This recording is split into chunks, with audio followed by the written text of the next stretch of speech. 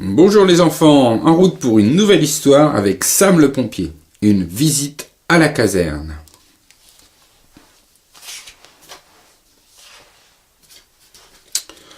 Aujourd'hui, c'est la journée porte ouverte à la caserne des pompiers. Le commandant Steele a rassemblé son équipe pour parler des démonstrations.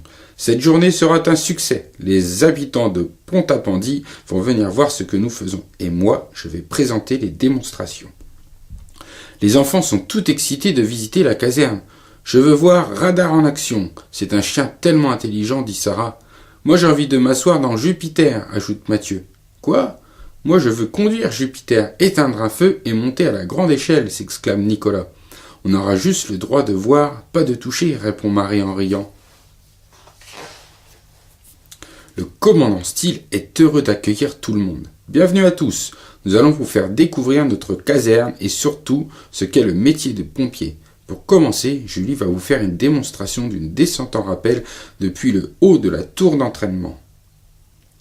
On est beaucoup trop loin, se plaint Nicolas. Il se met à quatre pattes et se glisse sous le ruban. Mais Elvis l'a vu faire. Retourne à ta place, Nicolas, le gronde-t-il. Le garçon obéit en bougonnant. Julie termine sa descente, la foule est impressionnée et tout le monde applaudit. À présent, reprend le commandant Steele, Sam le pompier va vous montrer comment fonctionne Jupiter, son camion. Qui veut monter en premier ? Demande Sam. Mathieu et Nicolas se précipitent. Cool, s'émerveille Mathieu, tout content. Je peux vous expliquer à quoi servent les différents boutons, propose Sam. Pas la peine, je le saurai en appuyant dessus, répond Nicolas. Non, Nicolas, l'arrête Sam. Tu ne peux regarder, mais tu n'as pas le droit de toucher. Ce n'est pas un jouet. À quoi ça sert de visiter la caserne si on ne peut rien toucher ? C'est l'heure du numéro de Radar et Elvis, dans la cour de la caserne. Mais Nicolas, toujours prêt à faire des bêtises, a décidé de n'en faire qu'à sa tête. Ça te dit de faire quelque chose de plus amusant, propose-t-il à Mathieu. Alors suis-moi. Nicolas et Mathieu entrent dans le garage de la caserne. Le 4x4 des pompiers Vénus est garé sur la table tournante. Nicolas s'approche du boîtier de commande et baisse le levier pour faire pivoter le véhicule. « Ah ah ah, ça c'est amusant, dit-il en riant. »« Tu ne peux pas laisser Vénus à l'envers, Nicolas, » proteste Mathieu. Il remonte le levier avant de courir rejoindre son ami. Pendant ce temps, dans la cour, Elvis et Radar font leur démonstration. Quelque part dans la caserne, j'ai caché une botte comme celle que je tiens dans la main, annonce Elvis. Radar va la sentir et grâce à son nez très sensible, il va pouvoir retrouver la botte perdue. Aussitôt, le dalmatien s'élance en reniflant le sol. De leur côté, Nicolas et Mathieu se retrouvent devant la barre de pompiers. « Allez, viens Mathieu, dit Nicolas. »« Mais on va avoir des ennuis, gémit Mathieu. »« Avec qui ?» demande Nicolas. Tout le monde est dehors et regarde Radar. Aussitôt, il attrape la barre et se laisse glisser en bas en criant de joie. Mathieu hésite un peu, puis s'élance à son tour. Guidé par son flair, Radar retrouve la botte dans le camion de Sam. Sam et Elvis félicitent le chien sous les applaudissements de la foule conquise par le dalmatien. « Allez, rends-moi la botte, Radar, lâche la botte » demande désespérément Elvis, mais Radar n'est pas décidé à lui rendre son nouveau jouet, qu'il mâchouille joyeusement. Et maintenant, annonce le commandant Steele, le clou de la journée, le sauvetage sur le toit avec Sam le pompier, Julie, Tom et son hélicoptère. Je rappelle à tout le monde que vous devez rester derrière le ruban. À la caserne de Pont-à-Pendy, c'est la sécurité avant tout. Tous les visiteurs se rendent derrière le cordon pour assister à l'intervention.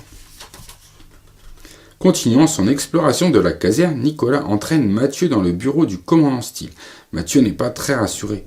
« On peut retourner dans la cour maintenant ?»« Tu ne veux pas jouer au commandant Steele ?» demande Nicolas. « Non, se défend Mathieu. »« Bon, d'accord, monsieur le Froussard, je connais un endroit formidable pour assister au sauvetage sur le toit.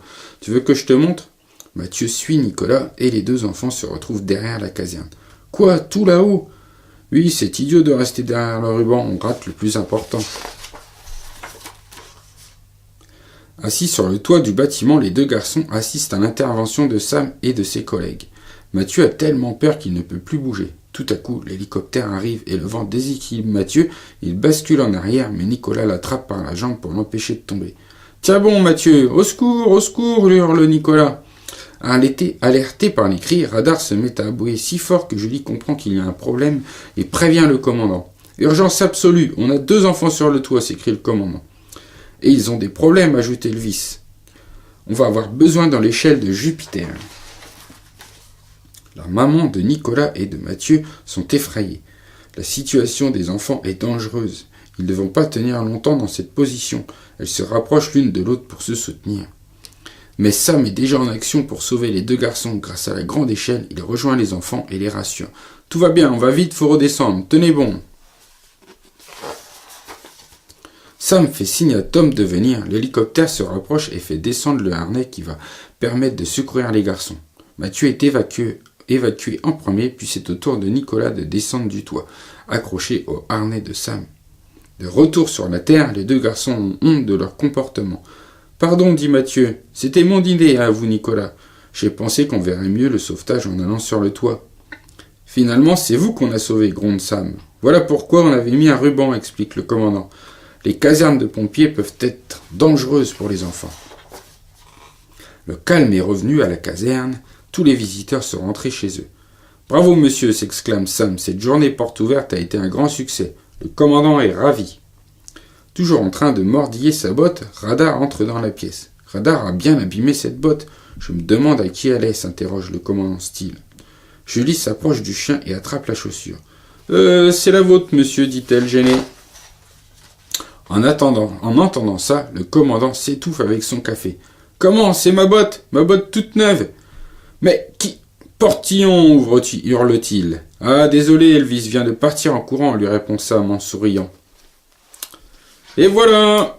Merci d'avoir écouté cette histoire, j'espère qu'elle t'a plu. Si elle t'a plu, mets un pouce en l'air et pense à t'abonner pour recevoir les nouvelles histoires. À bientôt.